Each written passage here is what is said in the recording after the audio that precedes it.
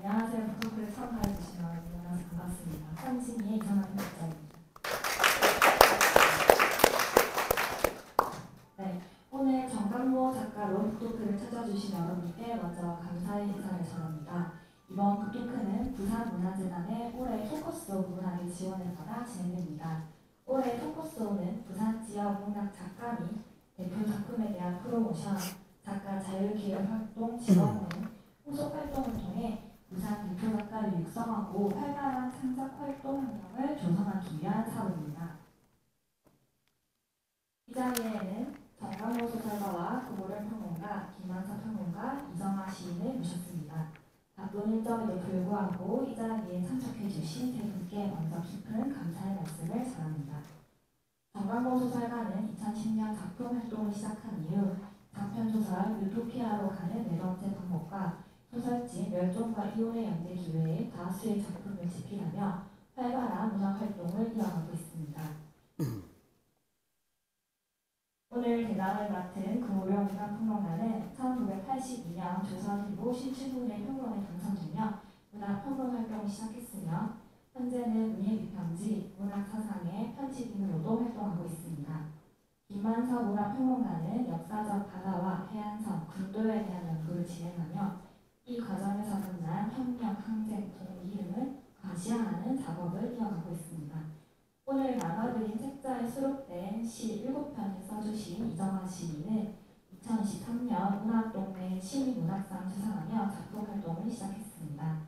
그럼 지금부터 정강모 소설가의 문학세계에 대한 깊이 있는 대화를 시작하겠습니다. 먼저 행사 시작하기 앞서서 진동 확인해 주시기 바랍니다. 그럼 행사 시작하겠습니다. 감사합니다.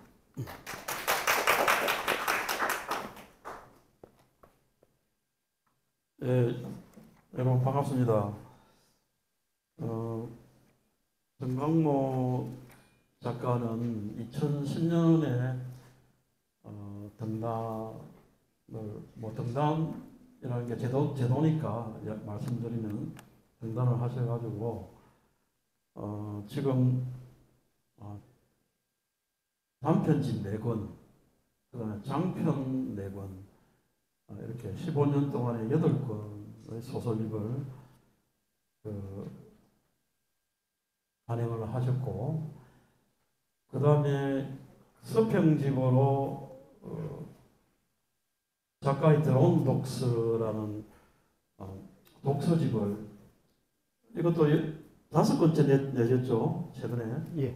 예. 그래서 엄청난 그 작업을 하고 있습니다. 그래서 정말 우리 지역에 눈부신 그런 작가인데, 오늘 이렇게 부산문화재단 포커스 온 작가로 모시게 되고 또 함께 작품 세계에 대해서 논하게 되어서 대단히 기쁘게 생각합니다.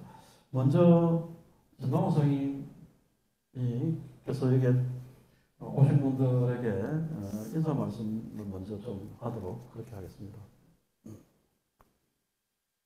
예, 정강모입니다. 이따 바쁘신데 이렇게 멀리서 참석해 주시고 격려해 주셔서 감사드리고요. 뭐 작가론이라고 하기에는 좀 거창하지만 이런저런 이야기들을 서로 즐겁게 나누고 함께 공유할 수 있으면 좋겠습니다. 감사합니다. 네.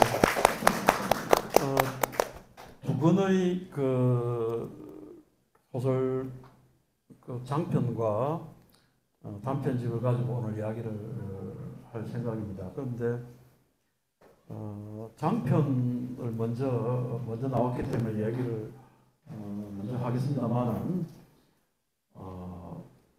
먼저 나온 장편은 뭐 좀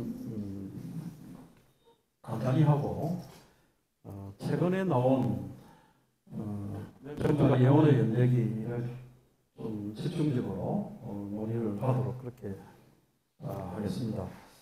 그동안에 장편을 포스쿠, 마지막 감시, 유토피아로 가는 4번째 방법, 어둠의 연기법 이렇게 4권을 내셨습니다. 정강모 그 작가의 그 창작 역량은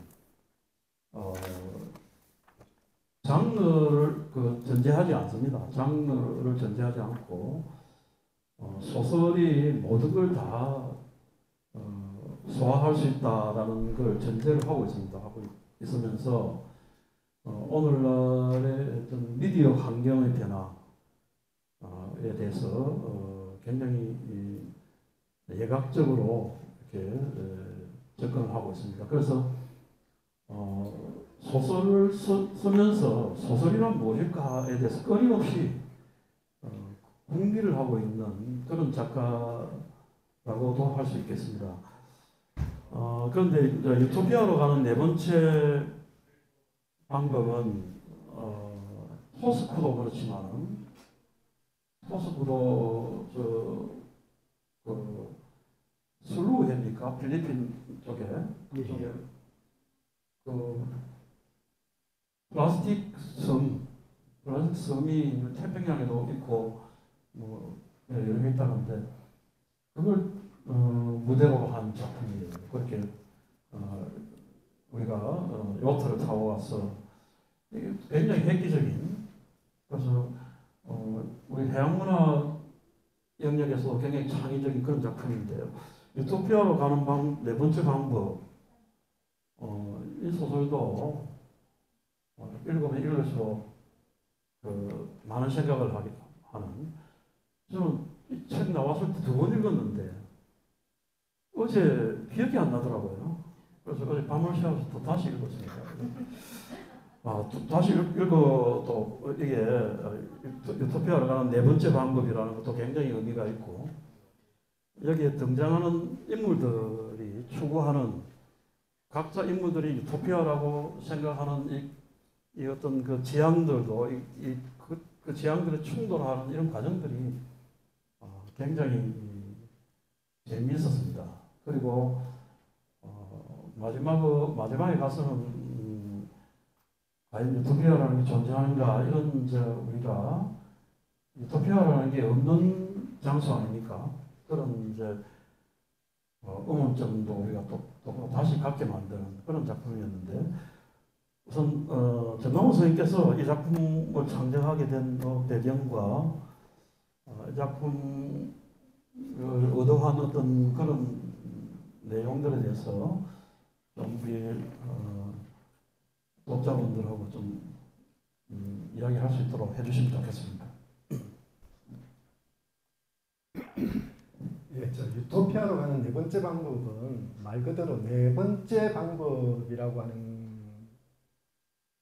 데 이제 초점이 좀 맞춰져 있고요. 그 소설 안에 본문에 보면 이제 한 주인공의 말을 빌어서 인간은 아주 유토피아를 옛날부터 추구해 왔는데, 첫 번째가 종교고, 두 번째가 자본주의고, 세 번째가 공산주의고 했는데 이게 다 실패했다. 그런데 이제 네 번째가 이제 꿈속에서, 자각몽 속에서라도 이건 충분히 가능하다라고 하는 그런 추구하는 목표가 있는 것이죠. 그래서 꿈에서라도 유토피아를 만들려고 하는 사람들의 슬프면서도 아름다운 개척기라고 할까? 그런 시야가 있는 그런 작품이고요. 인물들이 아주 다양하게 많이 나와서 좀 헷갈릴 수 있는 부분들도 있고요. 나름대로 이제 그 자연과학적으로 꿈이라고 하는 부분, 사람들이 대한민국에 있어서는 5천만 명, 전 지구적으로는 80억 명의 사람들이 매일같이 꾸는 꿈이라고 하는 피할 수 없는 어떤 존재론적인, 거기에 유토피아를 이제 빗대고 기대어서 작품을 전개하려고 노력을 했습니다. 예. 유토피아. 응? 유토피아를 이야기하니까 이게 이건 진짜 이게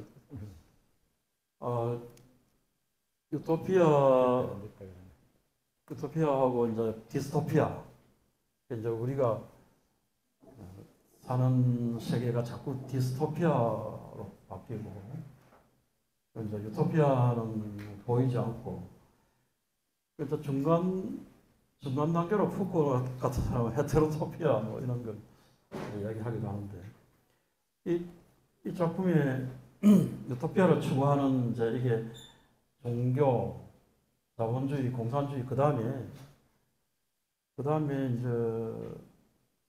얘기가 약간 뭐 아나키즘도 있는 것 같고 그다음에 뭐 프로이트주의도 있는 것 같고 무슨 바타이나 이런 사람들 마르크스 바타이 성해방 이런 것도 있는 것 같고 그래서 굉장히 많은 그걸 깔고 있는 것 같아요. 여기 뒤에 여기 인물들이 지향하는 그 관계나 충돌 지점에 그런데 작가가 초점을 많이 갖다 댄 이제 인물이 덕우고 그죠? 그다음에 이제 결국은 이제 타구가 이제 문제가 되는 거죠. 타구가 문제가 되고 그리고 이제 홍리라든지 이런 사람들이 가지는 그 경향들 이런 게 아주 재미있게 펼쳐지고 있습니다. 혹시 이정화 선생님도 이 작품 읽어보셨어요? 이 장편 안 보셨죠? 읽었습니다. 읽었어요? 네. 아, 그러면 이정화 선생님 그 이야기를 한번 들어봅시다. 이 작품에 대해서 시인으로서 이정화 선생님은 문학 동네로 등단한 아주 훌륭한 시인입니다. 한번 시인으로서 이 작품 어떻게 봤는지 한번 이야기를 한번 들어봅시다. 네. 선생님께서 앞서서 말씀해주신 여러 약간 이론가들의 관한 관점들도 저도 공감되는 부분이었고 저는 중간중간에 이 인물들이 주고받는 대사들에 약간 천착돼서 겹치는 부분들이 많았는데요. 제가 중간에 밀줄 그은 부분이 있는데 마이크 이게 네. 됩니까? 네.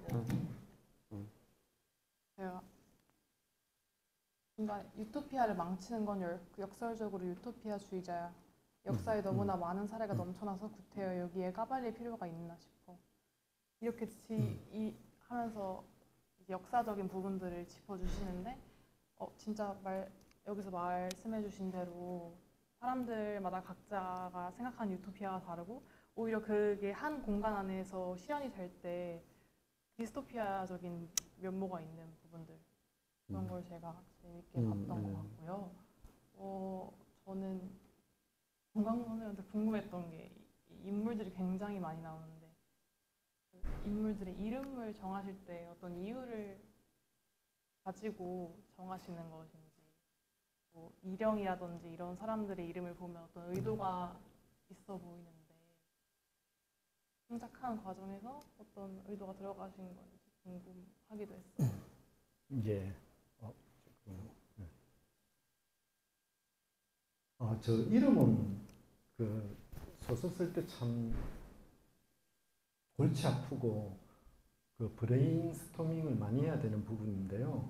그 주로 이제 발음이라든지 그 소설적인 분위기에 맞춰가지고 조금 통상적이지 않은 이름들을 많이 만들었죠. 타군이, 무득이니, 뭐 일행이니 하는 게 현실적으로는 잘 없을 것 같아요. 하여튼 이름을 한 수십 개 쭉 쓰고 뭔가 이제 시적인 느낌이나 입에서 굴려봐서 발음이 좀 좋고 뭔가 좀 맞아떨어지는 이름들을 골라낸 것이고요.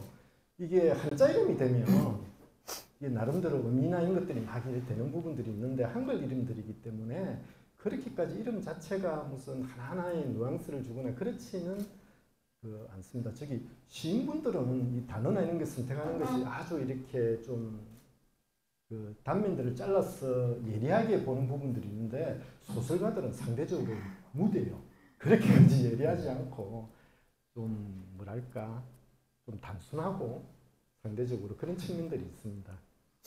그래도 무덕은 의도한 얻는 것이 없다. 네, 무덕은 그런 좀 느낌 들었고 아까 여기 이종화 시인께서 유토피아를 망치는 게 유토피아주의자다.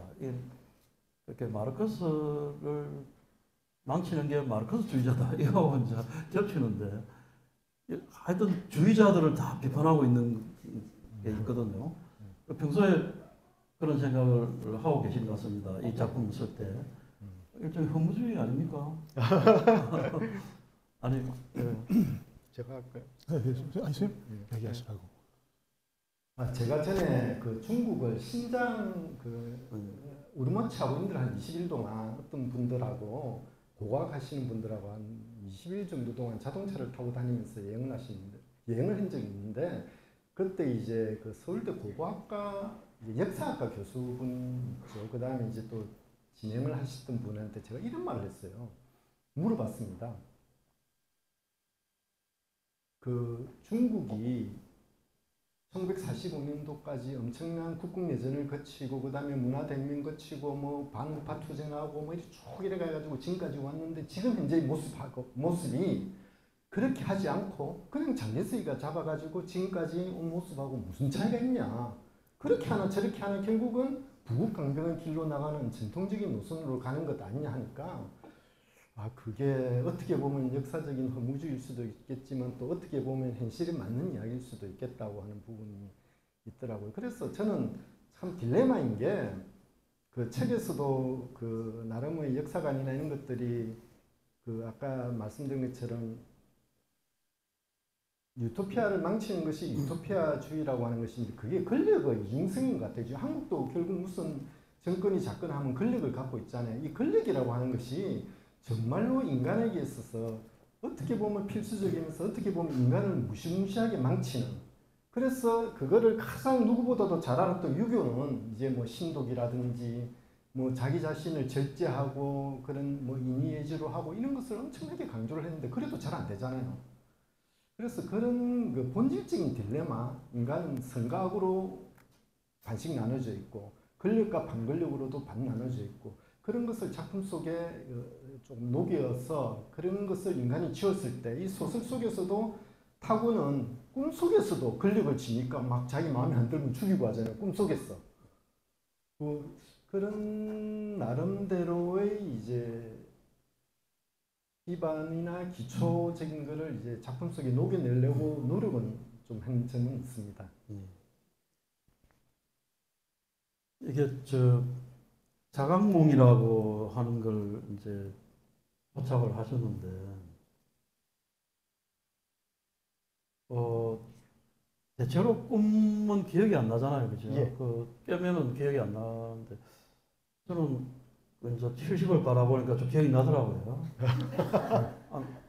내가 약간, 쇠퇴해가는 건지 기억나는 거나, 네. 그 자각몽은 그러면 훈련을 하면 되는 겁니까? 예. 훈련을 하면 되는구나. 그래서 요즘은 제가 그 꿈을 기억하려고 노력을 좀 하는 것 같아요. 근데 꿈에 막 강 대표도 나타나고 그런 게 있습니다. 꿈 연구를 많이 하셨네요. 그렇게. 프로이트만 한 게 아니고. 이걸로 예. 될까요? 저기 꿈은 기본적으로 그 자연과학이나 이런 데서 인지과학에서 아주 많이 이야기하는 부분이 있는데요. 그런데 이제 아까 제가 말씀드린 것처럼 대한민국에서는 5천만 명, 인류가 80억이 있고 성경이라든지 불경이라든지 우리 상문유사 그 보면 나오잖아요. 뭐 그 꿈을 팔고 뭐 이런 이야기도 나오고 하는 것처럼 인류의 역사하고 기본으로 아주 관련이 되는데 그걸 그 신경과학적으로 깊이 있게 연구한 것은 불과 한 100여 년 정도밖에 되지 않는 것 같고요. 꿈은 기본적으로 정신분열이에요. 잠잘 때 정신분열 현상이 일어나는 건데 그거를 정신분열이 현상이 일어나는데 뇌에서 노르에프린이라든지 이런 신경전달 물질을 내 가지고 요 손에서 차단을 시켜줘요. 신경을. 그래서 우리가 꿈속에서 달려도 사람이 달리지 않아요. 그러니까 운동신경을 차단을 시켜주는. 그런데 한 번씩 신경이 이제 그게 연결되는 게 있는데 그게 바로 목류병이죠. 우리 알프스 소녀 하이디가 고향에 너무 가고 싶어가지고 막 꿈속에서 막 걸어다니고 하잖아요. 그런 사람들이 많거든요. 그렇게 되면 대단히 위험한 상황이 되는 거죠. 그 다음에 자각몽은 그 한국에서도 자각몽 카페가 있고요. 제가 그 자각몽 카페도 이제 이 소설 취재한다고 가서 그 좀 어느 정도 경지에 다른 사람들의 이야기도 들어보고요. 뭐 그렇게 취재를 한 적이 있고 훈련하면은 되는데 꿈속에서 자기가 꿈을 꾸고 있다는 것을 깨닫는 거죠. 그렇게 되면 엄청난 걸 할 수 있죠. 꿈에서 내가 뭐 대통령이 될 수도 있는 거고 뭘 할 수도 있는 거고 하는 게 가능한데 상당한 경지에 올라야만 저기 이제 중국식으로 이야기하면 저 높은 태산이나 뭐 그 하산이나 숭산에 있는 데 올라가 가지고 도교 사원들 있잖아요. 그런 데서 뭐 수행을 하든지 수련을 하든지 가 상당히 올라가면은 그 가능하다고는 하더라고요. 저는 뭐 그런 경지는 아니고 전혀 그런 거 같고 소설 속에서 이제 소재로서 이제 여러 가지로 취재를 해봤고 현실적으로 그런 분들이 많더라고. 전번에 그 이야기를 하니까 이 소설 편집하신 분이 자기도 자각몽 카페에 들어가 봤어요. 그러더라고요. 그래서 제가 깜짝 놀랐어요. 실제로 그렇게 하는 사람들이 많습니다. 예. 뭐 프로이트의 그 억압된 뒤에 뭐 꿈으로 나타나고 하는 그런 이야기를 들었고, 그다음에 뭐 블로우 같은 사람은 백일몽이 훨씬 더 네. 낮에 꿈꾸는 게 이게 훨씬 더 혁명적이다 그런 이야기를 하는데, 이 꿈을 가지고 이제 세상을 변화시키는 어떤 그런 모티프로 이렇게 이 소설이 가져왔다는 이 발상이 아마 이런 경우는 우리나라 소설사에도 유일한 그 작품인 것 같아요. 김만덕 선생님은 요새 어떤 꿈을 꾸고? 깜짝이야. 저한테. 네. 요즘에 꿈꿀 시간이 없어가지고. 네. 근데 지금 이제 선생님 얘기하신 거 좀 들어보면 요 앞에 이 방법에 관련되어 있는 소설의 중요한 축이 이제 해방의 상상력이라고 부르는 것이 인류가 꾸어왔던 이제 꿈의 이제 형태들이라고 할 수 있을 텐데, 이 해방의 상상력들이 이제 선생님은 이게 전부 다 이제 권력화되면서 좌절되는 것으로 이제 묘사 이제 하시잖아요. 그렇다면 이 해방의 상상력들을 일궈왔던 인류가 결과로서는 사실은 이제 좌절에 처하거나 아니면 디스토피아적인 형태를 구축했다 하더라도, 그런 해방의 상상력을 구축한 것은 사실 뭔가 지금 처해 있는 조건이나 환경들을 극복하려고 그런 상상들을 이렇게 도출해냈을 텐데, 그 상상들이 권력화되지 않았던 그런 이미지나 물질성들은 혹시 소설가로서는 어떻게 계속 살아남아서 그런 해방의 상상력의 에너지나 혹은 자질로 남아 있을 수 있다고 혹시 생각하시는지, 거기에 관련된 이야기를 좀 들려주실 수 있으실지. 예. 저는 그래서 살아남은 상상력 이런 것들이 다 예술이라고 생각을 하고요. 저는 기본적으로 무슨 대통령부터 시작해 장관들 이런 여러 가지 또는 시장들 해가 그거를 쟁취하기 위해서 엄청나게 노력을 하는 사람들 아주 좀 우리 경상도 말로 좀 세피하게 보는 입장이거든요. 그래서 그렇게 그게 중요해. 그게 트럼프든 시진핑이든 옐친이든 그런 것이 현실적으로 인간들에게는 많은 영향을 미치지만 실제로 인간의 깊은 무엇일까, 인간 자체의 존재를 풍요하게 만드는 데는 별로 의미가 없다. 그 상상력을 해방의 상상력을 갖춰냈던 것은 문학에서는 여러 가지 이제 작품이고 무용도 있고 춤이 이제 예술의 넘버원이니까. 그리고 그 다음에 달리나 사갈과 같은 수많은 피카소나 고흐와 같은 사물을 새롭게 보고 낯설게 보게 만드는 수많은 화가들, 또 음악가들, 이런 사람들이 우리의 인생을 풍부하게 만들어준 것이고 존재를 한 것이지, 권력이라고 불리우는 그 수많은 존재들은 절반쯤은 인간을 무정부 상태에 빠뜨리지 않게 하면서 좀 그런 시스템을 만들어준 부분은 있지만, 또 절반은 그만큼 억압을 하고 그런 해방의 상상력을 붙들어매고 이제 괴롭히고 한 그런 역할을 해서 플러스 마이너스 제로가 아니겠는가. 그래서 살아남은 것은 결국 예술이라고 생각해요. 인간을 규정하는 것은 결국 기억인데, 인간에게서 딱 현재 기억을 없애버리면 결국 침팬지나 개나 고양이처럼 되는 거 아니에요. 근데 기억이 세 가지가 있는데, 하나는 DNA이고 우리 몸이 DNA 기억이거든요. DNA가 갖고 있는 실처럼 모아놓은 그 기억이 우리 인간을 뭐 무슨 뭐 적혈구부터 해가지고 신경세포 뭐 온갖 뭐 간세포 다 만들어내잖아요. 있고 그 다음에 두 번째가 신경 시스템이고 이게 우리가 변환이 되잖아요. 세 번째가 언어거든요. 그래 우리 문학을 하는 사람들은 이 언어라고 하는데 이제 좀 이제 집착을 하고 집념을 가지고 이제 하는 쪽이고 그 중에서 좀 가볍고 모던한 부분이 소설이고 뭐 드라마고 뭐 대사고 뭐 이런 것들이고 아주 날카롭고 예리하고 그러면서 이제 좀 본질적으로 그거를 열어서 보는 부분들이 시인이고 저는 그렇게 좀 생각을 하고 있습니다. 그런 해방의 상상력들은 다시 한번 요약해서 말씀드리면 결국 예술의 분야에서만 찾을 수 있는 것이 아닌가 그렇게 생각합니다. 좀 엉뚱한 질문인데 최악의 시대가 잠이 없는 시대 아니겠습니까? 그죠? 잠을 예. 못 잔다는. 예. 근데 꿈이 없더라도 잠을 충분히 자는 게 좋습니까? 꿈을 꾸면서 잠을 자는 게 좋습니까? 저기 그 맥베스에 보면은 잠 못 자잖아요. 맥베스가 그 유명한 이제 뭐 꿈이 없는 그 시절로 이제 잠이 없는 시절로 들어가는데 꿈은 이제 그 렘수면에서 이제 그 나오는 거고 이제 좀 이제 연구한 사람들에 따르면 꿈은 이제 모든 사람이 다 꾸는 건데 단지 기억을 못할 따름이고요. 꿈이 무엇을 하는지는 아직도 신경학자들은 정확하게는 모른다 그래요.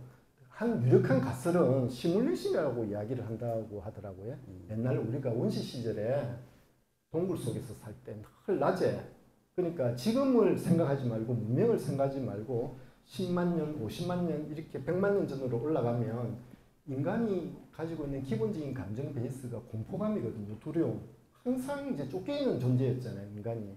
그러면은 동굴 속 같은 데 들어가 가지고 밤에 자면서 낮에는 할 수가 없으니까 밤에 그 위험한 상황 같은 거를 시뮬레이션을 돌려 가지고 연습을 한다는 거죠. 그때 상황에 도망가고 피할 수 있도록. 그래서 꿈에 보면 달리고 도망가고 하는 게 아주 많이 나온다고 그래요.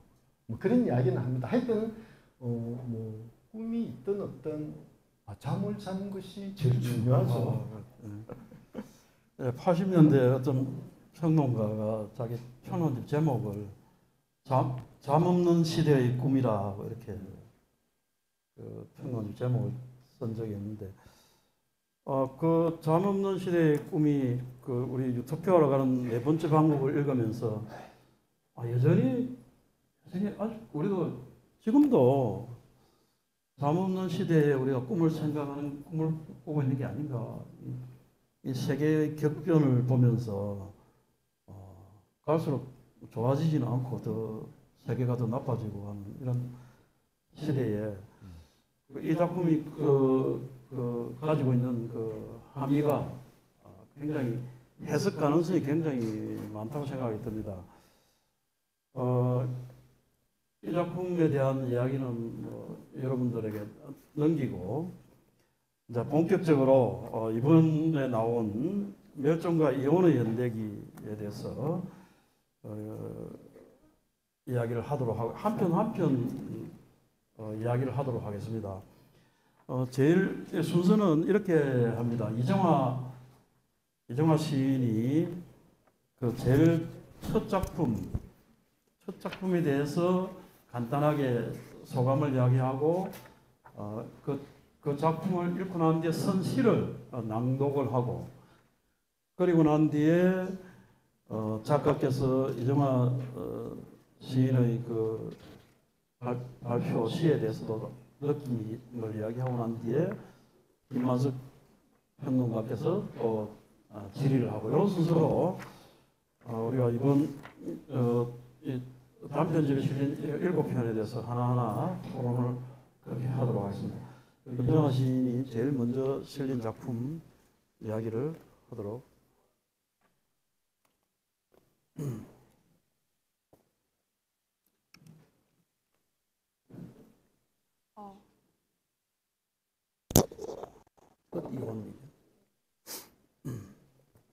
여기에 요 자료집에 있습니다.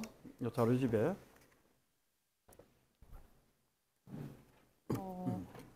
제가 선생님 단편집을 다 읽고 나서 이제 여러 번 다시 읽으면서 제가 말하자면 꽂혔던 부분에 지엽적일 수는 있지만 거기에 집중해서 제가 거기에서 느꼈던 감정들을 시로 다시 써보려고 노력을 했고요.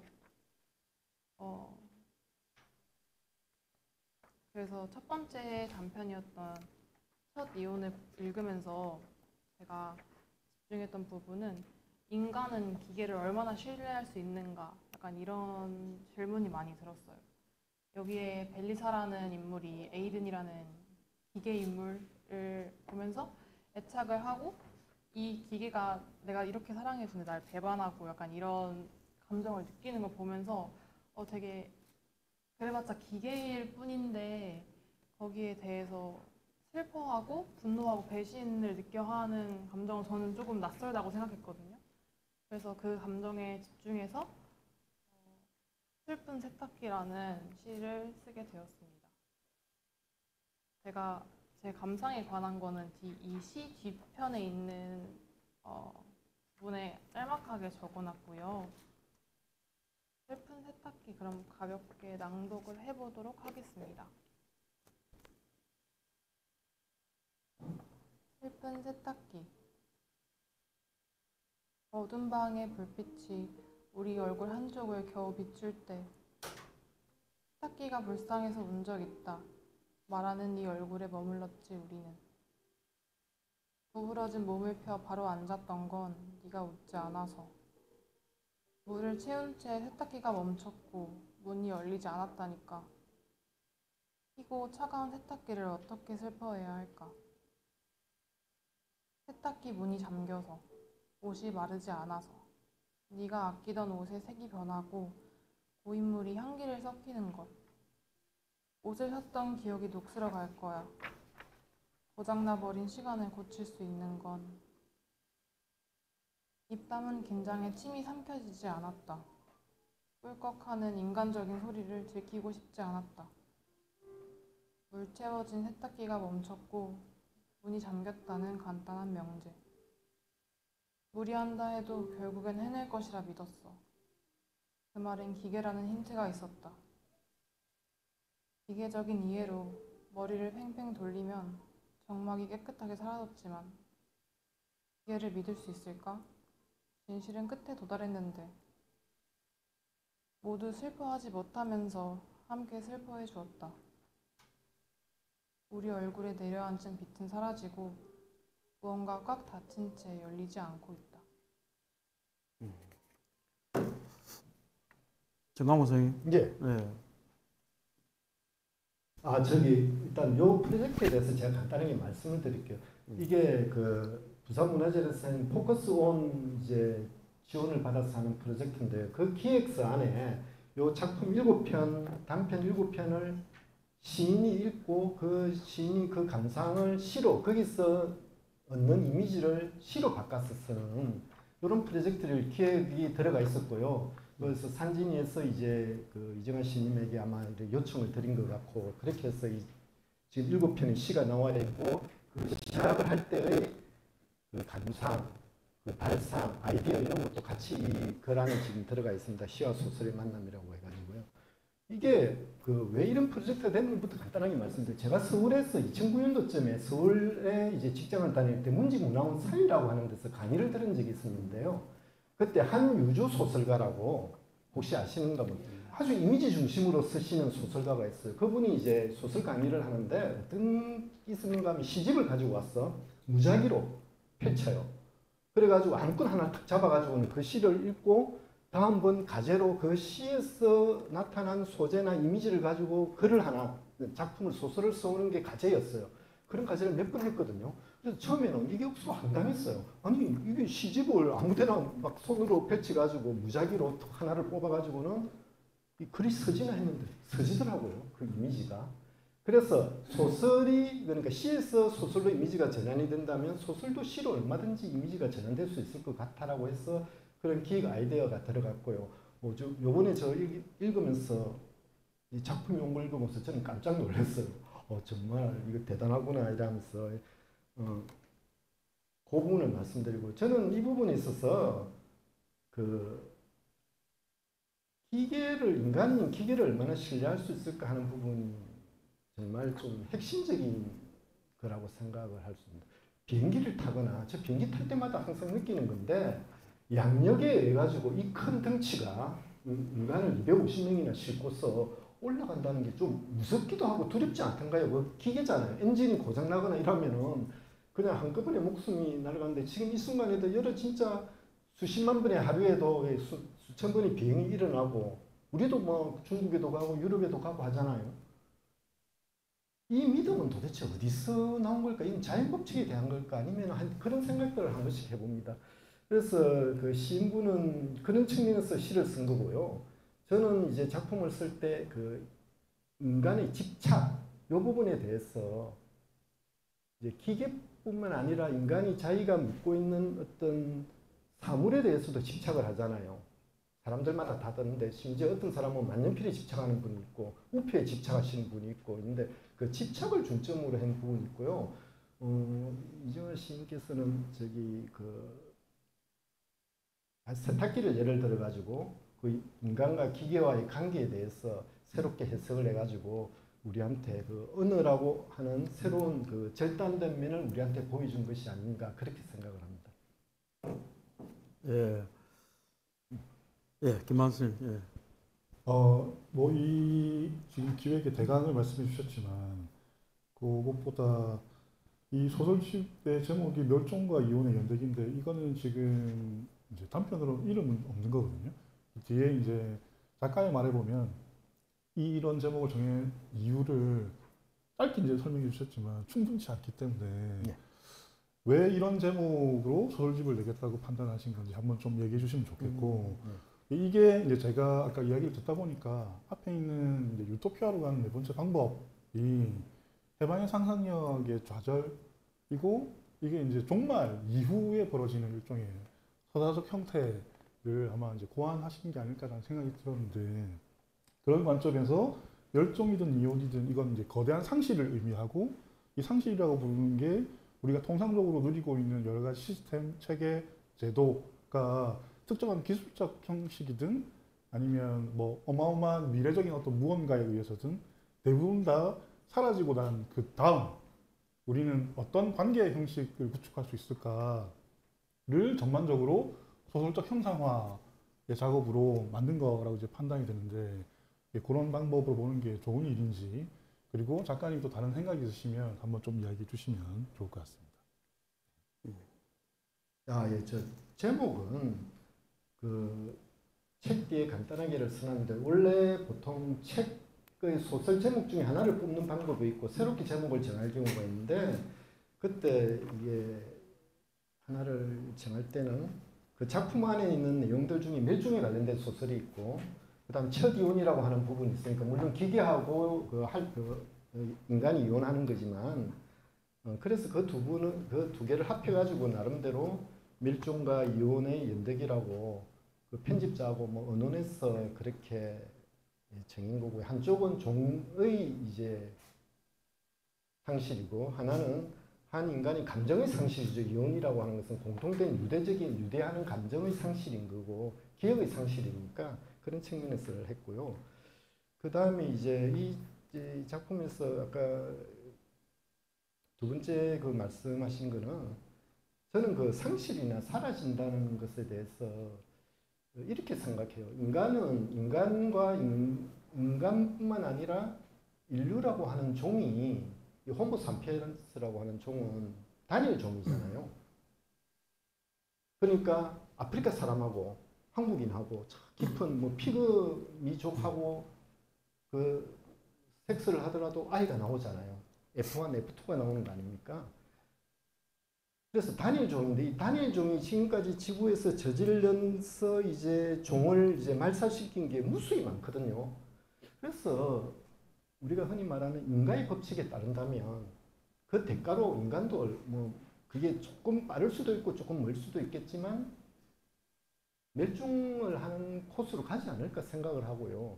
그 소설 속에 보면 나오는 거 있는데, 그 상실은 대신에 이 작품 중에 하나 이제 그 단편집 중에 있는데 1000만 년쯤 후가 되면 인간이 지금까지 지나온 것이 이제 오스트랄라 뭐 피테쿠스부터 한 300만 년 된다고 그러거든요.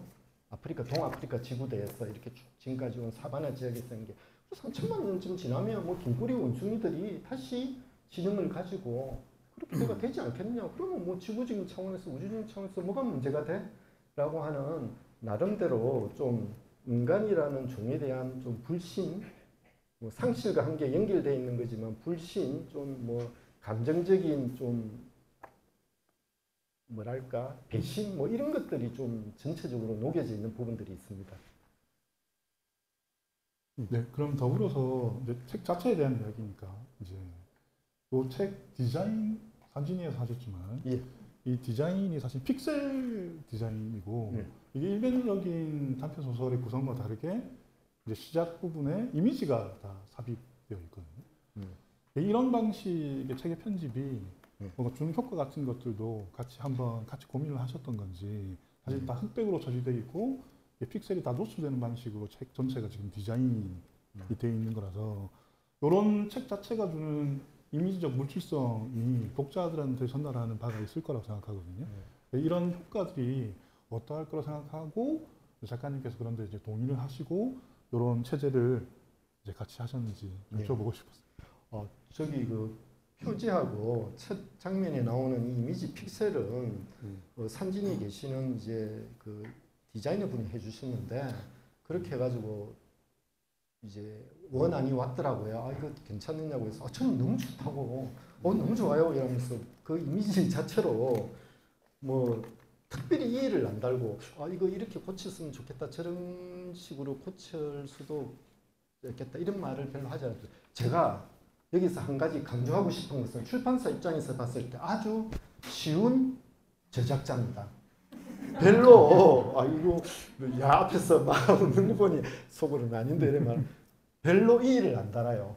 뭐 이렇게 그 디자인이나 내거나 했을 때 뭐 이렇게 했다 저렇게 했다 뭐 이런 식으로 해달라 저렇게 해달라 이런 게 별로 없이 디자인하거나 아이디어 하는 쪽으로 그 부분인데 좀 뭔가 현대적인 이미지죠. 그 현대적인 이미지가 너무 좋아가지고 너무 좋습니다 하고 인사를 한 몇 번 드렸던 기억이 납니다. 예, 저도 이번 책 디자인이 참 좋더라고요. 참고로 토론을 맡은 김만설 평론가는 조선일보 미술평론으로 등단한 미술평론가이기도 합니다. 그래서 이 기계비평이라는 거 있잖아요. 이영준 씨가 하는 기계비평. 요즘 그 비인간, 우리 단지 이걸 뭐 이 소설을 SF 소설을 이렇게 볼 게 아니고 비인간과 인간의 관계 또 함축을 하고 있는 것 같아요. 그렇게 알레고리를 가지고 그래서 혹시 뭐 사모님 누가 계신데 이혼을 생각한 적 없죠? 이혼을 당하지 않는 것만으로 매일매일 예. 이제 감사하면서 살고 있죠. 그러니까 많은 결국은 남자분들이 그렇지 않나요? 결국 그러니까 기계 문제죠. 기계와 인간의 관계 문제. 그래서 SF적인 경향을 이야기를 했다 볼 수 있겠는데 첫째 작품은 이제 그런 측면에서 인간은 유한성이죠. 유한성. 인간은 유한성이고 기계는 뭐 또 얼마든지 고쳐 쓸 수 있으니까 이런 비대칭적인 관계를 인간이 어떻게 결국은 인간이 먼저 망할 건데 그걸 그런 이제 생각을 우리가 해볼 수가 있겠습니다. 그 다음 작품이 봄을 걷다입니다. 봄을 걷다에 대해서 또 이정아 시인이 그 느낌과 시를 또 이야기를 해주시면 좋겠습니다.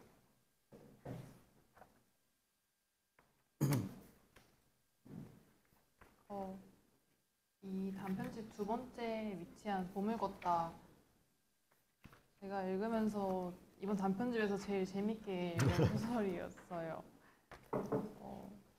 제가 약간 어디를 이동하는 이미지를 굉장히 좋아하는데 여기서 계속 뭔가 이동하고 시간적으로도 뭐 불러일으킨다거나 또 어디를 과거의 기억을 가지고 오면서도 계속 뭔가 이동해가는 그런 느낌이 들어서 개인적으로 되게 좋았던 소설이었고, 그래서 오히려 제가 시를 쓸 때는 가장 어렵게 느껴지더라고요. 왜냐하면 제가 이미 이 소설을 읽으면서 여기 안에서 구축되어 있는 이미지가 있는데 거기 안에 제가 새로 끼어들어서 뭔가 쓰기가 어렵다고 해야 될까요? 그래서 제가 느꼈던 그런 선생님 소설 안에 순수한 이미지를 제 톤으로 옮겨 놓는다는 느낌으로 시를 썼어요.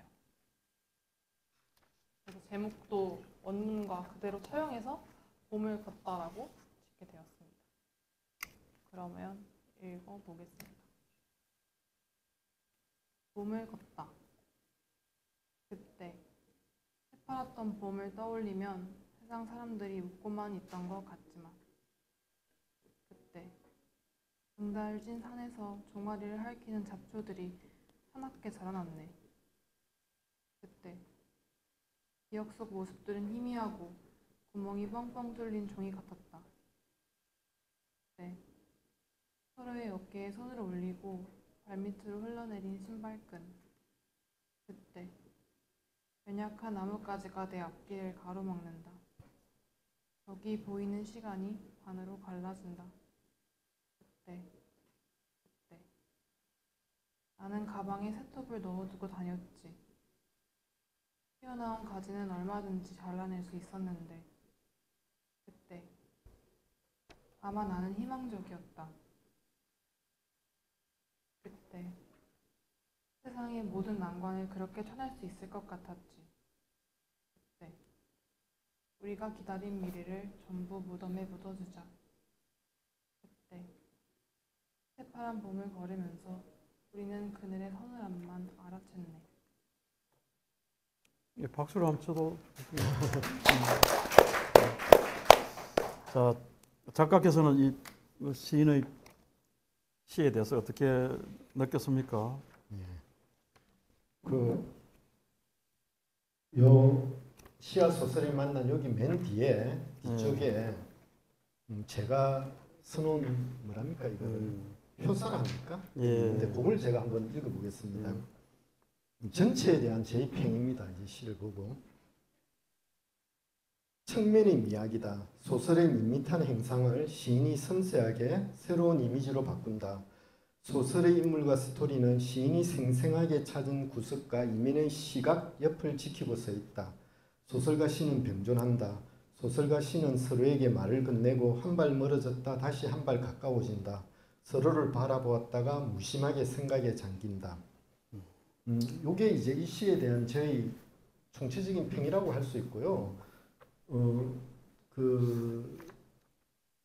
글 쓴 이제 소감에서 이번 단편집에서 가장 재미있게 읽은 소설 이렇게 되어 있는 걸 보고 아, 시인님은 아주 낭만파시구나 이런 생각을 먼저 했습니다. 예. 참 작품을 진지하게 읽고 또 좋은 시를 쓴 것 같습니다. 특히 이 작품은 그 시력을 상실한 사람과 이제 이 상실한 시력을 상실한 사람이 과거에 가던 그 공간인데, 그 온천장에 지금 케이블카 있습니까? 있습니다. 있어요. 네. 그런데 이 작품 읽으면서 야, 케이블카 아직 있구나 이런 생각을. 아직도 삭도라는 옛날식 일본식 말을 달아가 유창 그대로, 삭도예요. 예, 네, 우리 그대로 그 있습니다. 중학교 때 그 소풍 가서 타고 이런 적이 있었는데, 김만우 선생님은 이 작품에 대해서 어떻게 생각하고 계신지요? 저는 이 소설에 들어가 있는 한 문장이 굉장히 좀 인상적으로 다가왔는데, 그 소설책에는 54페이지에 해당되는 부분인데요. 거기에 보면 이제 눈을 읽고 난 다음에 이제 예전에 봄을 상상하면서 이 소설 속의 주인공이 그때는 왜 봄을 제대로 느끼지 못했을까를 이렇게 반추하면서 쓴 그 생각한 지점이거든요. 그 어떻게 되어 있냐면, 그러니까 눈으로 봄을 보던 때 나는 봄에 몸을 제대로 담지 못했던 것이다라고 되어 있습니다. 이게 통상적으로 만약에 이 문장을 진술하면 몸에 봄을 담는다라는 표현을 하는 게 굉장히 일반적이었을 텐데 지금 이제 정광모 작가님께서는 봄에 몸을 못 담았다라고 표현을 이렇게 하셨거든요. 근데 이게 상당히 큰 의미론적인 차이도 있을 뿐더러 이게 시력을 상실한 그 주체 혹은 사람이 느끼는 감각일까? 그런 점에서 생각해보면 지금 이 소설집 전체를 관통하는 핵심적인 키워드 주제가 가운데 하나가 새로운 테크놀로지가 도입되고 난 다음에 변화하는 세계에서 어떤 방식으로 변화된 삶을 살 것인가가 중요한 축이라면 두 가지 이제 측면이 나눠질 수 있는데 하나가 이 감각의 변화를 어떻게 할 것인가. 감각은 변한단 말이죠. 그러니까 끊임없이 새로운 테크놀로지가 도착하면 신체는 이제 자연 그대로의 신체를 유지하는 것은 원리상 불가능해지는 거고 그런 것 때문에 어떤 사람은 이제 사이보그다 이미 인간은 이런 선언을 한 상황이기도 하기 때문에 이미 이제 신체는 기계와의 관계를 벗어나는 건 굉장히 불가능하죠. 그러면 우리가 자연 그대로라고 생각했던 감각도 그대로 유지하지 못하고 이제 변할 수밖에 없는 상황이 되는 겁니다. 그러면 모든 감각을 나에게로 회귀하지 못하기 때문에 이미 주어져 있는 세계 안에 몸을 던지는 방식의 어떤 역전 현상이 벌어질 가능성이 굉장히 크다라는 생각이 일단 들었고요. 그래서 그런 점 때문에 이 소설 전반적인 기류 안에 이런 감각의 변화를 초래한 어떤 주인공의 인물들이 계속해서 드러나는 거 아닐까라는 생각이 들어서 이 문장이 이 소집 전체를 지탱하는 문장 가운데 하나일 수 있겠다라는 데 과감한 생각이 하나 일단 들었고요. 그리고 그런 점에서 생각해 보면 이제 관건이 되는 것이 아까 우리가 초반부에 유토피아로 가는 네 번째 방법 얘기하면서 같이 이제 논의를 했던 건데 그런 점에서 생각해 보면 이제 감각만 달라져야 되는 게 아니라 그렇다면 이제는 우리가 사용하는 커뮤니케이션의 원천이라고 할 수 있는 이 언어도 이제 변해야 되는 거죠. 언어의 사용 방법도 변해야 되고 그래서 이 소설 안에서는 문자 언어 혹은 이미지 혹은 사운드와 관련되어 있는 것들을 어떻게 우리가 이제 재활성화시킬 것인가에 대한 문제의식이 가득 들어있는 것처럼 보이는 이야기로 차 있다고도 좀 생각이 됩니다. 네, 그런 점에서 이 문장과 관련해 가지고 왜 이런 식으로 쓰였는지 한번 이야기를 들려주시면 좋겠습니다. 예, 저기 감각이라고 하는 게 감각은 이제 지각하고 관련이 되어 있는데 원래 이제 신경과학적으로 감각이라고 하는 것은 지각을 하기 위한 수단이죠. 이제 색수상행식이라 해가지고 특히 손가락에 우리가 예를 들어서 촉감 같은 걸 넣으면 촉감이 이제 들어와 가지고 이제 뇌에서 이제 재구성이 되고 시각도 결국 시신경이나 이런 것들은 이제 하나의 수단에 불과하고 결국 뇌에서 재구성이 되는 거고 실제로 우리가 보는 이 세계라고 하는 것은 이 캄캄한 어둠 속에 갇혀 있는 두 개의 대뇌피질, 아주 얇게 되어 있는 대뇌피질이 이제 그런 감각들을 다 받아들여 가지고 이제 시상에서 쫙 대뇌피질을 쏘아줘 가지고 새롭게 만들어내는 가공된 이미지죠. 그래서 기본적으로 우리는 이 캄캄한 머릿빛 속에 갇혀 있는 뇌가 세상을 해석하는 대로 따라가기 때문에 엄격하게 따지면 우리 여기 계시는 요 앞 안에 계신 한 30분의 사람들에게는 세상은 각자 다 다르죠.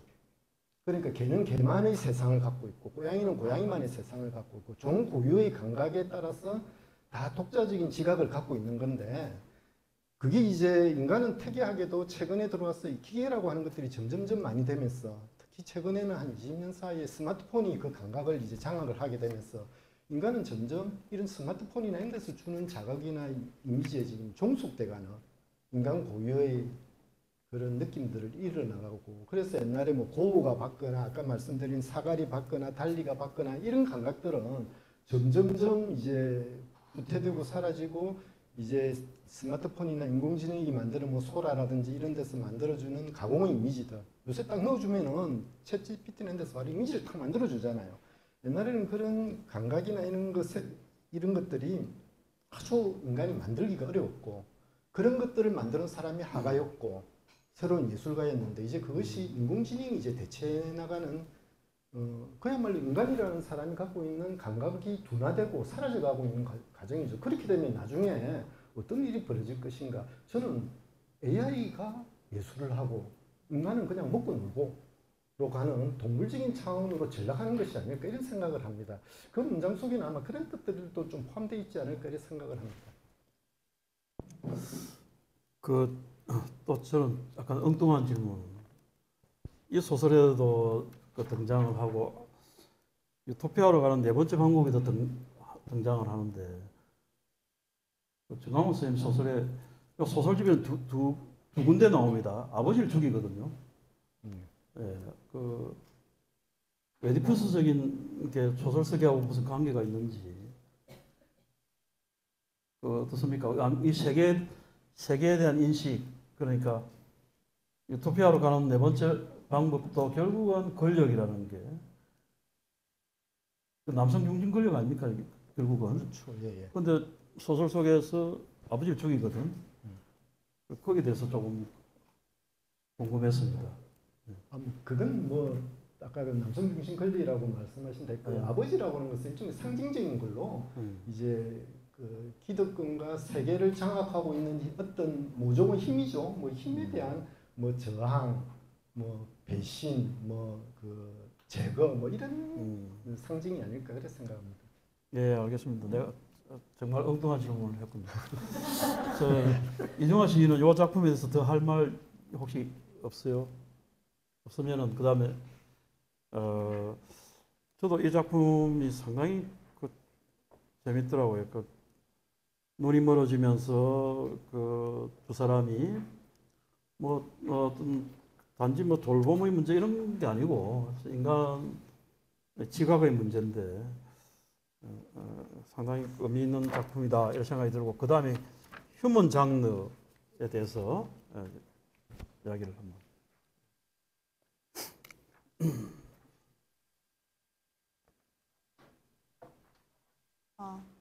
세 번째 소설인 휴먼 장르를 읽으면서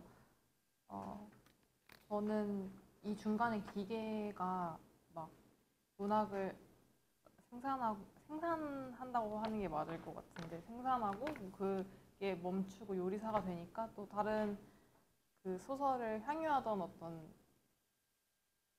공동체가 또 그거를 들고 일어나는 그런 걸 보면서 되게 재밌기도 하고 한편으로는 되게 블랙 유머 같다는 생각이 들었거든요. 그래서 이 소설에서 진행되는 내용과 별개로 뭔가 문학이 대체 뭘까 이런 생각을 계속 했던 것 같아요. 그래서 제가 이 소설을 통과하면서 뭔가 문학에 대해 오래 스스로 생각하고 질문하게 돼서 스스로 되게 시끄럽다라고 생각이 들었어요. 그래서 말하자면 약간 비유적인 먹자골목을 지나오는 것 같았는데 누군가한테는 필요한 거기도 한데 누군가한테는 시끄럽기도 하고 누군가한테는 냄새나기도 하고 누구한테는 진짜 삶을 살아가기 위해서 필요하기도 한 그런 이미지들을 교차해보고자 했고요. 조금 동떨어진 이야기라고 읽힐 수도 있는데 그래도 제가 이 소설을 읽고 저한테 남아있는 장면이랑 질문들이 그런 이미지에 가까워서 이렇게 시를 쓰게 됐습니다. 그러면 시를 읽어보도록 할게요. 우리가 이 거리를 지날 때 여름과 겨울을 태우는 숯불 냄새 그을린 벽 앞에 쪼그려 침을 뱉는 매끈한 뒤통수의 20살 한 번쯤 찡그리게 되는 담배 냄새 역겨운 눈빛들이 오고 가는 비닐문 앞을 우리가 지날 때 모두 없어져야 돼. 네가 말하지. 눌어붙은 껌들이 번진 아스팔트와 꼭 함께 맞춘 것 같은 간판들. 크고 작은 싸움들이 두드러기처럼 돋아나지. 김치 냄새 밴 냉동 음식 잔반들과 사랑 없이 손잡은 늙은 연인들. 서성거리는 비둘기들. 아침이면 누구도 없지만 간밤에 향이 배고 간이 간판이 펄럭이는 이곳은 어디에도 필요하지 않아. 네가 힘주어 말하지. 다시 저길 봐. 어색한 연인들이 핑계 삼아 서로의 손을 꽉 잡고 이따금 잊어버린 어린 날의 얼굴을 우연히 만나게 되지. 아, 온종일 기다리던 우동 냄새.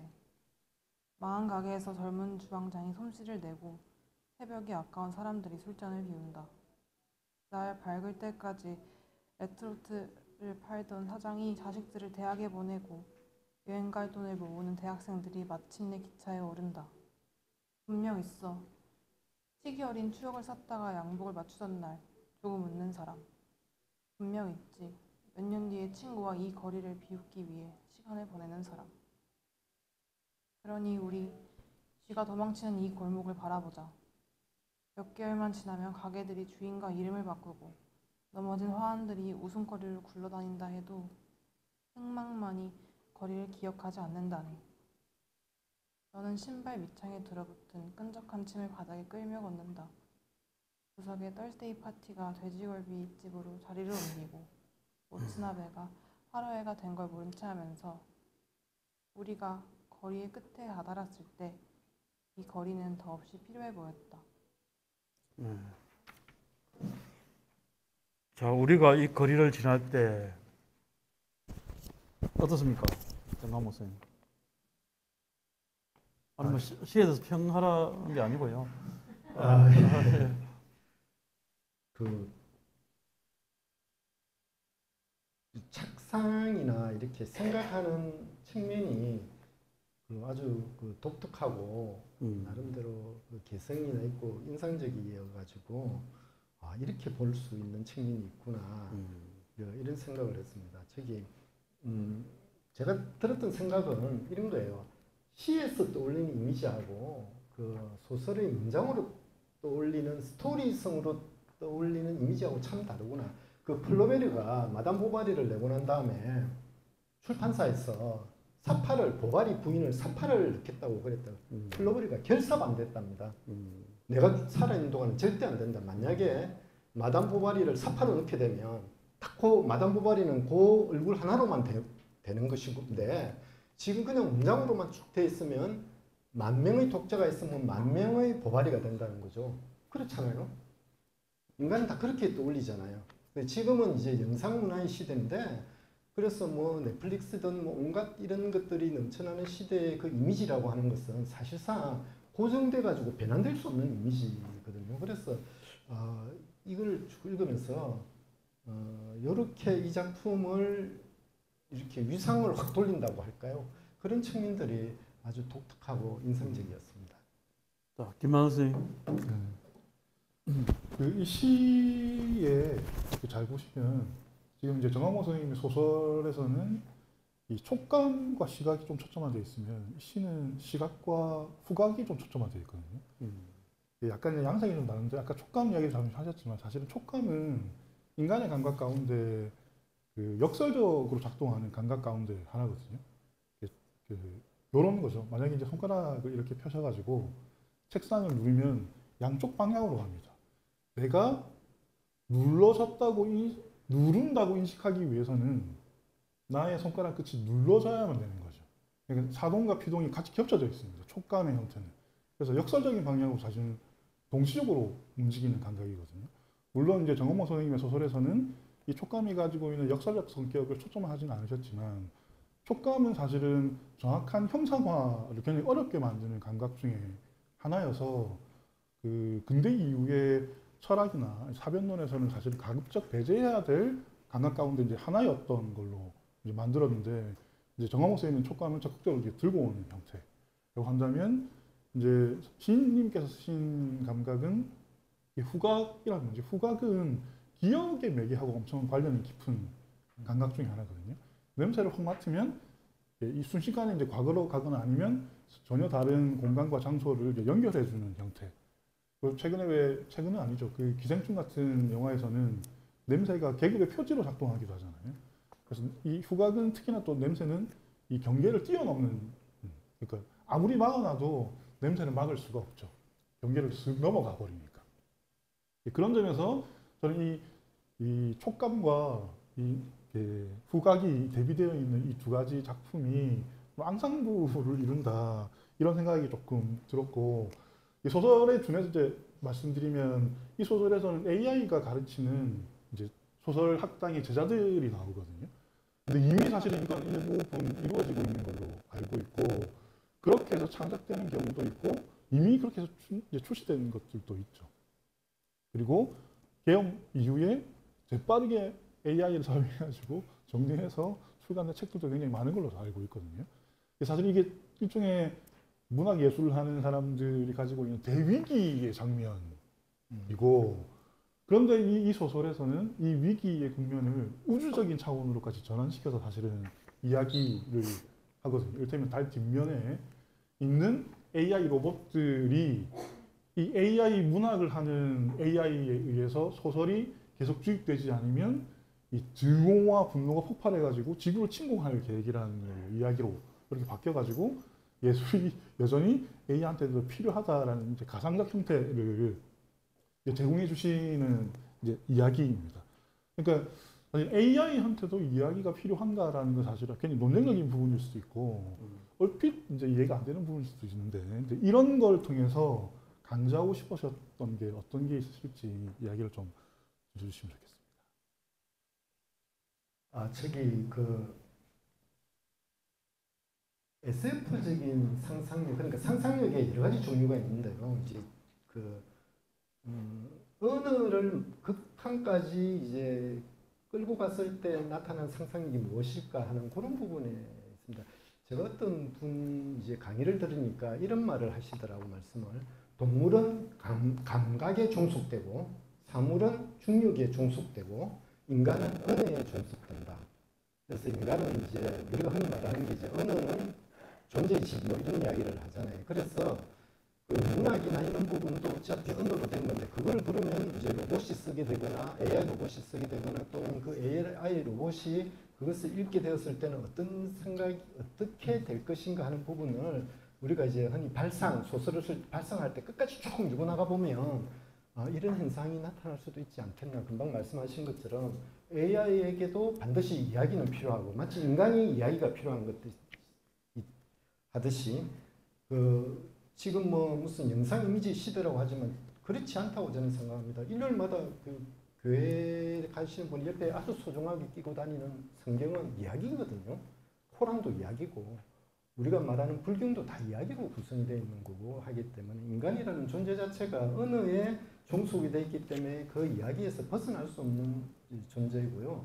그러면 AI 로봇도 이야기에서 벗어날 수가 없지. 이렇게 되면서 이제 그렇게 쭉 발상이 이렇게 전개된 부분이 있습니다. 네. 됐습니까? 예. 그러면 표제인 휴먼 장르는 그럼 이게 다 우리 휴먼 장르입니까? 휴먼 장르죠. 인간이 만드는 장르. 인간이 만든 장르는 다 휴먼 장르. 인간은 언어가 있기 때문에 법이 만들어지고 예.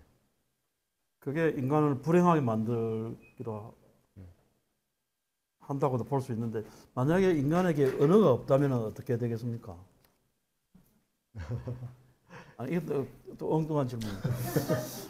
네. 그 다음 작품으로 넘어가죠. 네. 그 다음 작품이 멸종을 기록하는 방법. 이 소설집의 표제와도 연관되는 멸종을 기록하는 방법인데 이정아 시인.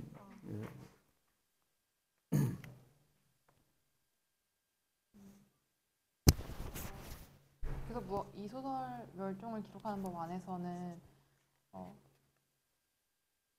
뭔가 계속 발견하고 찾아가고 누가 더 낫냐, 더 낫지 않느냐, 누가 더 나약한가, 누가 더 우월한가 이런 걸 계속 고민하고 그 인물들 간의 티키타카라고 해야 될까요? 그런 거를 주의 깊게 봤던 소설이었는데요. 후반부에 이르러서 도자기 판에 남겨진 말에 따르면 흩어진 부족은 한 무리씩 죽어갔다 이런 말이 나오는데 제가 이걸 보면서 결국에는 멸종 안 하려면 흩어지지 말고 잘 서로 붙어 살아야 되겠구나.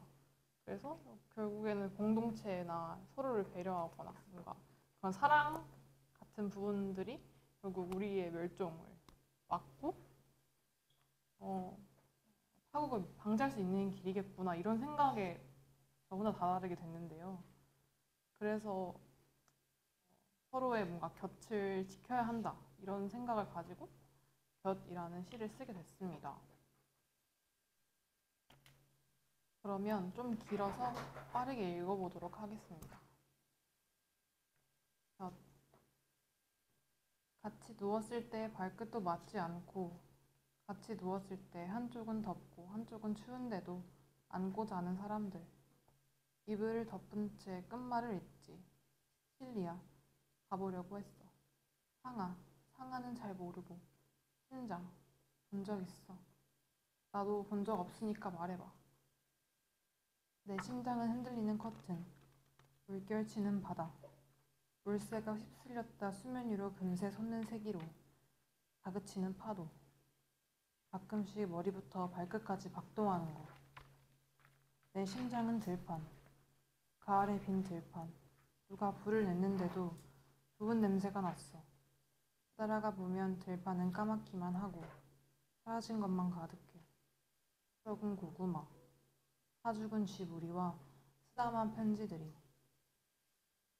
한동안 조용한 방에서는 시가 가는 소리, 돌아가며 숨소리, 바스락거리는 이불 소리가 나고 가까이 심장 소리가 들렸다.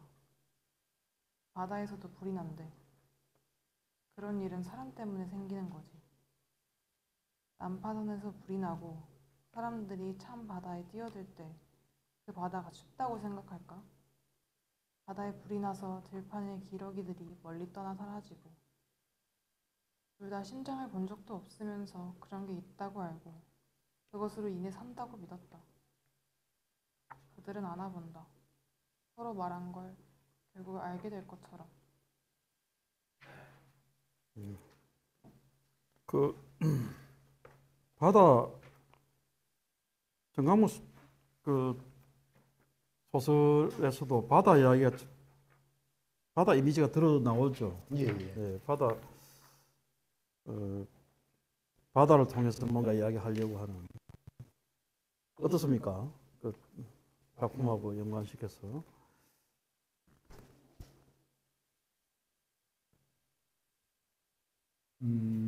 그 멸종이라고 하는 이미지는 결국 이제 저는 그 바다를 좀 약간 죽음의 이미지 이런 걸로 좀 생각을 하는데 전통적으로 그림에서도 그렇고 실제로 인간이 바다를 제대로 장악하게 된 것은 불과 한 100년 될까요? 인류 수많은 역사 기간 동안에 바다는 이제 그 공포와 두려움의 대상이었고 그 오디세우에서도 이제 그 지중해 바다를 수십 년 동안 이렇게 떠돌아다니게 되잖아요. 그래서 그 죽음의 이미지하고 그 다음에 그 죽음을 이제 극복하기 위해서 또는 뭐 죽을 땐 죽더라도 뭐 옆에 좀 누군가하고 이제 그 따뜻한 그 체온을 나누고 곁을 지켜주고 하는 그런 것하고 이 멸종을 바라보는 이 멸종이라는 이미지하고 연결되어 있는 그런 이제 작품을 읽었고요.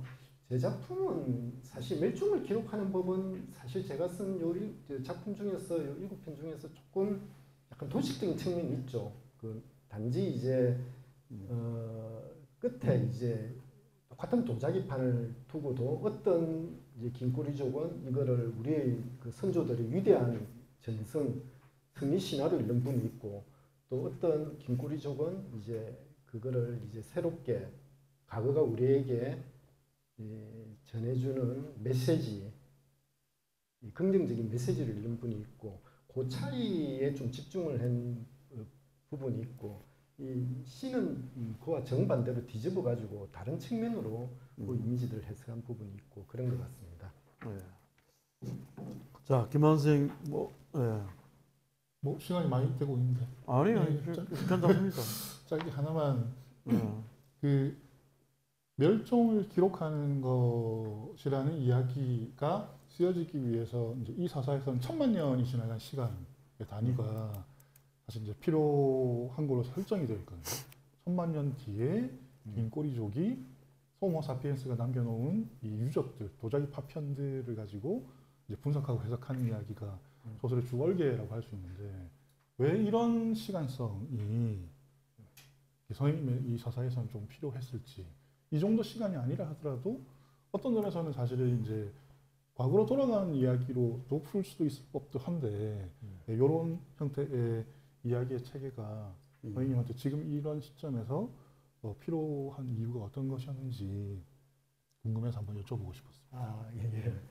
저기 1000만 년도 뭐 그냥 상징적인 숫자죠. 우리 그 저기 사마천이 쓴 사기의 나이인데 보면 만금을 가지고 간다 뭐 이런 표현들이 많이 나오잖아요. 그 만금 이거는 그냥 이제 상징적인 숫자로 이제 범녀가 만금을 가지고 이제 뭐 자기 둘째 아들을 이제 그 감옥에 갇힌 둘째 아들을 구하러 간다 했을 때 만금 또는 수천금 할 때 그건 다 그 많은 돈이다라는 뜻인가. 그래서 1000만 년이라는 것도 꼭 그 물리적으로 1000만 년이라기보다도 그게 500만 년이든 300만 년이든 간에 어떻게 보면 인간이라고 하는 호모사피엔스 종이 이 지구상에다가 저질러 놓은 어떤 그걸 제약이라고 해야 되나요? 아니면 필연적인 코스라고 해야 되나요? 저도 그 호모사피엔스 종 중에 80억 분의 1로서 본이든 본이 아니든 모든 인간이 가담하고 있는 그 파괴적인 행동에 대한 속죄의 기간으로 1000만 년을 상징했다. 이렇게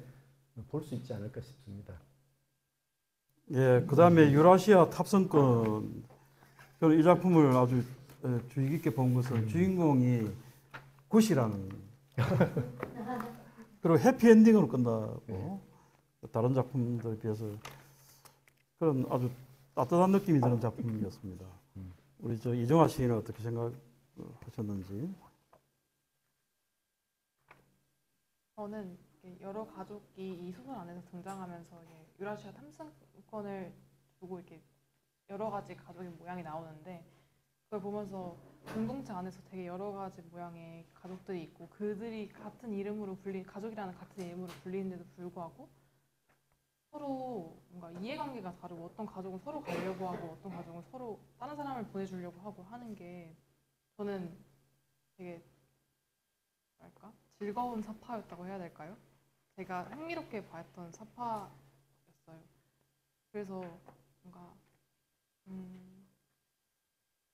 가족이라는 게 되게 둥근 모양이라고 저한테 되게 막연하게 느껴지는데 그래서 이 둥근 모양을 계속 생각하다가 유라시아 탑승권이라는 부분이 사실 연결이 안 돼 있잖아요. 한국까지는. 예. 근데 만약에 연결된다면 지구도 동그랗고 가족도 제가 느끼는 것처럼 동그라니까 뭔가 되게 커다란 구의 형태이겠다 이런 생각에서 시를 출발하게 됐고요. 그래서 그 시의 제목도 일부러 동그라미랑 여자를 좀 철도랑 동그란 모양을 보여주기 위해서 이렇게 구분해서 이응, 여, 니은, 기역, 여, 리을 이렇게 연결로 짓게 되었습니다. 읽어보겠습니다. 동그라미를 향해 가는 중 발음하는 혀 끝에서 넘어져서 굴러가는 이응들을 타고 산호와 무지개를 건너 미끌거리는 양보와 믿음 사이를 아슬아슬 걸었네. 처음 내민 손이 출발. 함께 멀리를 상상하던 자리에서부터 맺혀가는 동그라미들. 멀리서 보면 그것은 점들에 가깝고 오래 지켜보면 거대한 선을 만들고 있다. 함께 있고 싶어. 진짜와 가짜를 구별할 필요 없이. 돌다리를 건너다가 사다리를 오르다가 지구 한 바퀴. 너와 나. 이어져 하나가 되는 여기 우리라는 묶음. 그 유라시아 탑승권은 실제로 있었습니까? 우리 지난날에? 그 부산시에서 예. 이렇게 쭉 그 유라시아를 가는 그러니까 블라디보스톡이나 인데서 출발해가지고 그렇겠지. 그렇게 해가지고 쭉 가는 스페인까지 가는 걸 몇 번 한 적은 있는 걸로 알고 있어요. 한 보름 정도 코스로. 예. 뭐 유라시아 뭐 탐험단인가 이런 이름으로서 부산시에서 그 예산을 내 가지고 저도 음. 옹물을 한번 해본 적이 있는데 그게 상당히 되기가 까다롭더라고요. 이어령생도 뭐 바이칼호 주변이 거기 우리하고 뭐 연결된다고 네. 그 책도 쓰고 했는데 김한 선생 뭐 이야기를 하고 있어 이 작품에 할 말이 없습니까? 아니 할 말이 없다기보다 예. 저는 이게 착상이 실제 네. 있었던 실제 한번 타보셨는지 그래, 예. 아, 그 생각이 들어가지고 그런 느낌 저도 네. 들었어요. 아, 예. 타보시진 않으신 거죠? 그러니까. 아니요, 저 블라디보스톡에서 가서 해가지고 가셨어요? 축구회가 네. 바이코르스크에 가본 적이 있습니다. 겨울에 아, 그래. 갔습니다. 예. 바이칼이 어떻던가요, 바이칼? 저는 그 바이카로스가 꽁꽁 얼어 있는데요. 한 2m 정도 어리가 그 위를 차들이 달려요. 차들이 고속도로처럼 쫙 달리고 그게 약한 지진이 일어나가지고 호수가 평탄하지가 않고 아주 그 삐죽삐죽 솟아나온 것처럼 돼 있는 그 뭐랍니까 그 송곳 같은 그런 식으로 돼 있는 게 아주 많아요.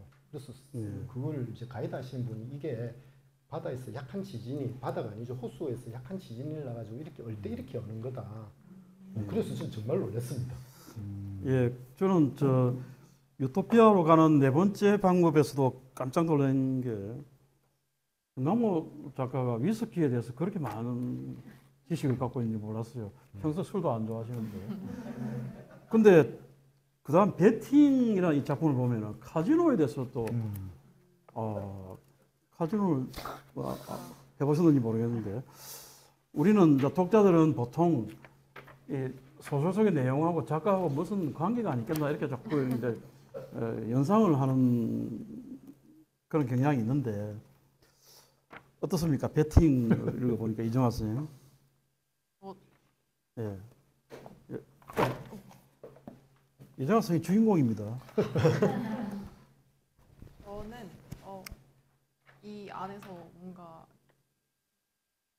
이 돈을 많이 버는 그 입양아 인물이 있는데 엄마를 찾고 이렇게 열심히 해보려고 하는데 뭔가 어떤 행동을 할 때마다 그 사람한테 느껴지는 알 수 없는 허탈함 같은 게 계속 느껴져서 근데 이 사람이 되게 신경 쓰여서 오히려 다른 그런 서사에 깊이 들어가지 못하고 얘가 되게 신경 쓰이더라고요. 그럼 그래서 그 사람의 생각을 계속하면서 시도 쓰게 됐습니다. 네, 제가 읽어야 되는군요. 누가 대신 뭐 낭독을 한번 해볼까요? 아니, 설명 한번 해주세요. 선생님 조홍전 얘기를 우리 저 김만원 선생님 낭독을 한번. 예. 해주시면 네. 감사합니다. 동전내기 사거리 전광판이 빛을 낸다. 작은 클립 뭉치가 자석에 달라붙는 장면. 그리고 광고 문구가 지나간다. 사람들에게는 저마다 무언가 끌어당기는 힘이 있다. 너는 그 문장을 소리내어 읽어본다. 무언가를 끌어당기는 힘. 그 말을 할 때 혀를 내려놓는 느낌을 되새기다. 동전 하나를 던진다. 한면의 세계에서 너는 완전한 너로서 살아가고 뒷면의 세계에서 너는 세계가 원하는 방식으로 조립된다. 너는 너를 베팅한다. 동전의 앞과 뒤는 정직함으로 너는 결과를 따르기로 한다. 남은 선반 자리에 새 책이 꼭 빠질 때 왜 기뻤을까? 서로의 경계가 맞닿았던 것뿐인데 구성된 모든 것들에 영혼이 깃들 수 있을까? 구성되면서 내가 가진 부품을 모두 잃어버려도 신호가 한 번에 바뀌고 내 방향에서 사람들이 쏟아져 나왔다. 서로에게 이끌리듯이 횡단보도 한가운데서 서로를 껴안거나 손을 흔들고 끝까지 걸어가 사라져버렸다. 이제야 너는 운명을 생각해본다. 많은 생각을 겪지 않아도 마음이 이끌리는 세상이 있었다. 자, 정남 선생님 이제 조금 전에 그 이야기가 나왔는데 이런 소재를 어떻게 잡으셨는지. 네. 소재는 제가 제 아는 분 중에 한 분 서면에 있는 롯데 호텔 층에 올라가 보면 롯데 카지노 있거든요. 그 운영 본부장을 하셨어요. 근데 제가 소설 취재를 또 가다가 무슨 책이나 뭐 이런 온갖 신문나 어느 날 문득 생각해 보니까 세상에 내가 옆에 있는 사람들을 취재 안 했구나 이런 생각이 들어가지고 근데 가까이 있는 사람들을 취재를 좀 해야겠다 이래가지고 그 선배님한테 언제 좀 부탁드리니까 그래 언제든지 와 이래가지고 찾아가가지고 저는 베팅을 할 수 없고 내분이 돼가지고 그때가 코로나 시절인데 안에 마음껏 둘러보고 그 다음에 직원들하고 뭐 다 뭐 운영 홍보자니까 직원들하고 만나가지고 저녁도 먹게 하고 뭐 에피소드도 다 이야기해주고 정말 재밌더라고요. 그래서 그 이야기를 들어가지고 이제 이 작품을 썼고요. 그 작품이지만 이제 이 스토리는 전부 다가 제가 만들어낸 것이고요. 저는 이 시에서 참 좋았던 게 이 시가 그 작품을 전체적으로 하는 이미지를 딱 이렇게 해서 21쪽의 밑에 그 이방아죠. 그 미국에서 오신 그 돈 많은 사람 남자. 너는 너를 베팅한다. 동전의 앞과 뒤는 정직함으로 너는 결과를 따르기로 한다. 아, 참 너는 너를 베팅한다. 이 너무 딱 그 소설 제목으로 딱 써도 될 것 같아. 참 이런 그가 참 좋았다 이렇게 말씀드립니다. 저는 이 소설을 읽으면서 호텔이 파라다이스 호텔이 아닌가 이런 생각을 파라다이스를 좋아하시는 분들. 이제 마지막 작품에 우리가 도착했습니다. 마지막 작품이 가지는 또 의미가 큰데 이번에 순서를 바꿔서 김만석 선생 먼저 마지막 작품에 대해서 이야기를 아니 뭐 순서대로 하시면 제가 마지막에 얘기하면 안 될까요? 선생님? 네? 네. 제가 하겠습니다. 그러면 이제 그 본래대로 합시다. 예, 순서대로. 예. 마지막 전화 약간 두 개의 마지막 전화가 있다고 생각을 했었고요. 그 거짓말로 대화를 한다고 느껴지는 부분들이 있었고 또 기억 때문에 억지로 대화를 이어간다는 부분이 또 있었고 또 이 시설 속의 사람들이 실제로 만나기는 하지만 제가 이 사람들이 실제로 만나는 것보다 그 전화로 하는 상담 자체가 이들의 관계를 더 깊게 만든다고 생각을 하게 됐어요. 그래서 그 사람들이 하던 대화 중에 점 찍은 절벽이 있다 이렇게 말을 하는 부분이 있는데 저는 그게 이 절벽이라는 말도 그렇지만 되게 소설의 피크에 있다고 생각을 해서 이걸로 꼭 써야겠다고 생각했고 또 저는 개인적으로 어떤 사람이 무슨 말을 하면 대화 중에 어떤 단어에 꽂히거나 그 사람이 뭐 하던 행동에 꽂혀서 그 행동이나 말을 계속해서 곱씹는 버릇 같은 게 있거든요. 근데 이게 비단 제 개인적인 문제가 아니라 어떤 사람들이 인상적인 행동을 했을 때 누구나 그런 어떤 버릇처럼 그 행동을 되새김질 한다고 생각하는데 만약에 내가 이 상담자였다면 이 점 찍은 절벽이라는 말 때문에 굉장히 힘들었을 거라고 생각을 해서 그거에 좀 들어가서 시를 써보고자 했습니다. 읽어보겠습니다. 점 찍은 절벽. 기나긴 연결음. 다리를 당겨 앉는 듯이 가까워진 너와 나. 전화를 받으면 가상의 절벽에 앉아있네. 여기서 보면 세상은 가늠되지 않는 거리다.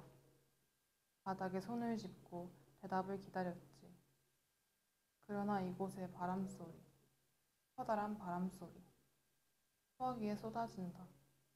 시간이 길게 늘어진다.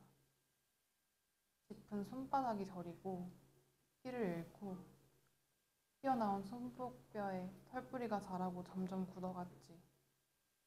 내가 영원한 나무로 살다가 신선이 되는 전설이 되기까지 나는 끊어지지 않았다. 바람이 멈춘 사이 희미한 네 목소리. 내가 점 찍은 절벽이야. 다시 나 홀로 최초의 절벽이었다. 모든 바람 소리를 들어야 했다. 손톱에 거스러미를 떼면 성가신 고통이 이어지고 이곳에 종류음이 없었다. 나는 마침표 없이 있었다. 네, 정말 좋은 시를 정강훈 선생님이 좋은 소설을 읽고 좋은 시를 써준 우리 이종화 선생님 박수 한번 부탁드리겠습니다. 마지막 작품은 결국 이제 타자의 고통의 문제인데, 그죠? 우리가 잘 접근하기 힘든 그런 이야기를 절벽이라는 그 이미지를 가지고 나온 쌤 어떻습니까? 예. 예. 저기 그렇죠. 저 참 타인의 고통은 그 자신의 고통이 되기가 정말 어렵고 또는 그 고통을 이해하거나 또는 뭐 알거나 뭐 나도 그 마음 알아라고 하는 형식적이고 좀 의례적인 거칠 수밖에 없다고 생각하고요. 상담자는 아마 그거를 아마 결과적으로 맨 끝에 그걸 진짜 절실하게 그걸 깨닫지 않을까 싶어서 인간은 기본적으로 피부라고 하는 절벽을 통해서 모든 인간들에게서 격리된 존재고요. 그 피부가 하나로 둘이가 합쳐질 수가 없잖아요. 일시적으로 잠깐 뭐 그런 건 있을 수가 있겠죠. 그런 뭐 아주 강렬한 포옹으로서 순간적으로 일어나는 착각은 있겠지만 우리 둘이는 하나가 되었어. 그러나 절대 그래 될 수 없는 거고 그거는 그야말로 순간적인 착각에 불과한 것이고 그래서 여기서 나오는 이제 절벽이라든지 그 상담자가 내가 다시는 이런 전화를 걸지 않아야 될 텐데 상담자가 역설적으로 상담을 하는 그런 장면들도 하나로 이제 연결되는 지점이 있지 않나 이렇게 생각합니다. 예. 고통을 이해하기 힘들고 그죠. 그 이제 고통을 이해하는 순간 또 트라우마가 만들어지고 이런 그 인간의 내면이 있는데 그걸 또 소설을 이정화 시인이 아주 잘 읽고 또 좋은 시를 썼습니다. 작품을 우리가 오늘 뭐 세심하게 뭐 분석하고 이런 자리가 아니고 정강호 쌤이 어떤 제재를 찾아서 소설을 쓰는가 이런 걸 우리가 좀 이해하는 자리고 또 그리고 이제 요 최근에 나온 그 멸종과 이혼의 연대기 작품을 시인은 또 어떻게 이걸 감각하고 이걸 어떻게 시로 표현을 했는가 이게 오늘 주안점입니다. 주안점인데 그럼에도 우리가 항상 이런 자리에 오면 이제 작가에게 묻는 게 있습니다. 요즘 어떤 작업을 하고 계십니까? 그건 이제 이정아 시인한테도 물어봐야 될 이야기일 것 같은데요. 저는 최근에 이제 작품을 지금 제가 이제 세 번째 교정 보고 있는 작품인데 장편인데 한국 현대사를 전에도 말씀드린 것 같은데 한국 현대사의 기본은 1950년에 일어났던 이제 대규모 학살 여기서부터 한국 현대사와 한국인의 심성과 한국인의 사회 구조와 한국인의 이게 그 뿌리 속에 마음속 깊이 뿌리 박힌 입신양명과 이제 각자 도생과 그다음에 오로지 뭐 첫째도 돈이고 둘째도 돈이고 하는 이런 마인드가 형성된 그 부분을 형성화시키는 작품을 장편을 지금 쓰고 있습니다. 잘 안 되네요. 예, 오늘 이렇게 좋은 작품을 가지고 우리가 함께한 우리 먼저 정강호 소설가에게 박수 한번 부탁드리겠습니다. 그리고 시로서 이렇게 같이 참여해준 이정화 시인께도 박수 한번 부탁드리겠습니다. 자, 이것으로 본 행사는 마치고 아마 주최 측에서